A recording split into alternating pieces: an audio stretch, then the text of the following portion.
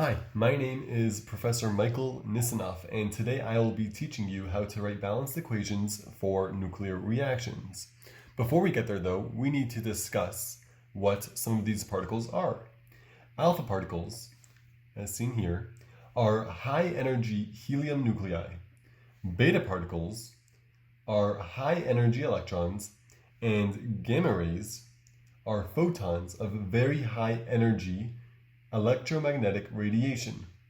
Positrons are positively charged electrons, otherwise known as anti-electrons. We will see later that the subscripts and superscripts are all necessary for balancing nuclear equations. A balanced chemical reaction equation reflects the fact that during a chemical reaction, bonds break and form and atoms are rearranged, but the total number of atoms of each element are conserved and do not change. A balanced nuclear reaction equation indicates that there is a rearrangement during a nuclear reaction, but of subatomic particles rather than atoms.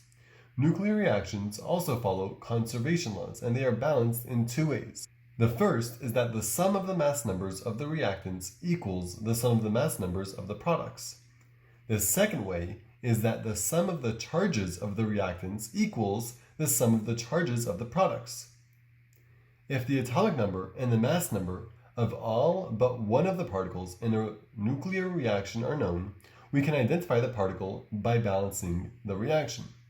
So, let's start with this question, right? It says the reaction of an alpha particle with magnesium-25 produces a proton and a nuclide of another element. Identify the new nuclide produced.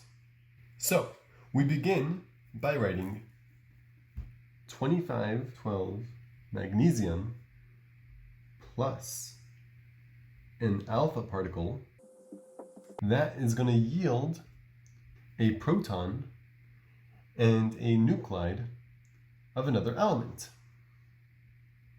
Okay, so where do we go from this? Well, where A is the mass number and Z is the atomic number of the new nuclide, X, because the sum of the mass numbers of the reactants must equal the sum of the mass numbers of the products, we can rewrite the equation by saying this. 25 plus 4 is going to equal 1 plus A. So this is going to give us the mass number of this new nuclide.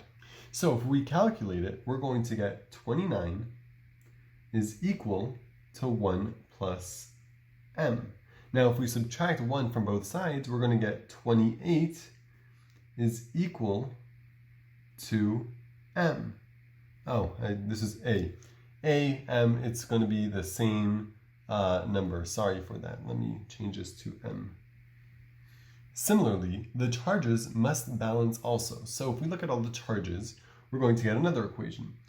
12 plus 2 is equal to 1 plus Z.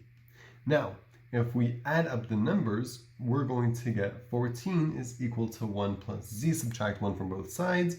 We're going to be left with 13 is equal to Z. So now we have an element that has a mass number of 28 and an atomic number of 13. So now if we look at the periodic table and look and see which element has a nuclear charge that's positive 13, we're going to find that it is in fact aluminum.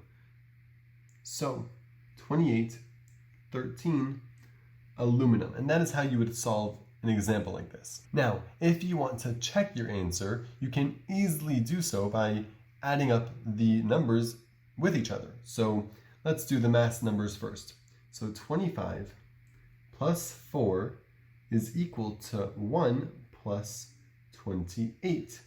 So 25 plus 4 gives us 29, and 28 plus 1 is equal to 29 also. So the mass number is correct. Now let's do the charges, right? So if you do 12 plus 2 is equal to 1 plus 13, we're going to get 14 on the left-hand side is equal to 14 on the right-hand side. So we just checked our math, and this is going to be our final solution. Now let's do another example. Let's say we have iodine 131 and it decomposes by a beta particle. What is the missing element? So what we're going to do is we're going to look at the mass numbers first. So 131 is equal to 0 plus x, right? Because we don't know this number. So what's our obvious mass number for this new nuclei going to be?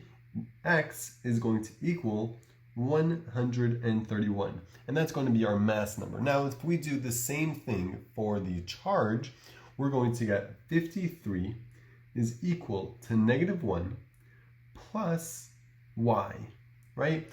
And if you add 1 to both sides, we're going to get 54 is equal to y. So we're going to have some nuclide, we're going to call it C, with a mass number of 131 and a charge of 54. Now, if we look at the periodic table, we're going to see that the only atomic number that is 54 is in fact xenon. So we're going to rewrite this as 131, 54, xenon. And that's going to be our answer. Now, if we wanted to double check our math again for this question also, we can simply do that by taking the mass number of the left-hand side. 131 is equal to 0 plus the mass number of xenon is 131. So plus 131. In fact, these are equal to each other. Now, if we do the same thing for the charges, we're going to get 53 is equal to -1 plus 54. And in fact, if you add -1 to 54, you are going to get 53 equals 53. So our math is correct, and this would be your answer. Now, for our last example, we have thorium-234, and it decomposes into 3 alpha particles and 2 beta particles. So it's asking us to find the missing element. So what are we going to do? We're going to take the left-hand side for the mass first, and then we're going to find that to be equal to the right-hand side. How are we going to do that? We're going to do 234 is equal, and how do you do this? You have 3 alpha particles, so you're going to do 3 times 4 plus 2 times 0, and then we need the nuclide, the x, right? So we're going to then add x. 234 is equal to 12 plus x. Now if you subtract 12 from both sides, we're going to be left with 222 is equal to x. Now that's going to be equal to our mass. Now if we do the same thing for the charge, we're going to do 90 is equal to 3 times 2 alpha particles, so 3 times 2 plus 2 times -1, because we have 2 beta particles, and then we're going to have our unknown. So if we calculate this, we're going to get 90 equals 6 minus 2 plus x. And this is going to be equal to 90 equals 4 plus x, which is going to be equal to 86. Now that we have our mass and our charge, we can find it on the periodic table. So if we look at the periodic table, we're going to find that the atomic number that corresponds to 86 is in fact radon. And to conclude, that is how you write balanced equations for nuclear reactions. I hope you've enjoyed this video, and feel free to subscribe.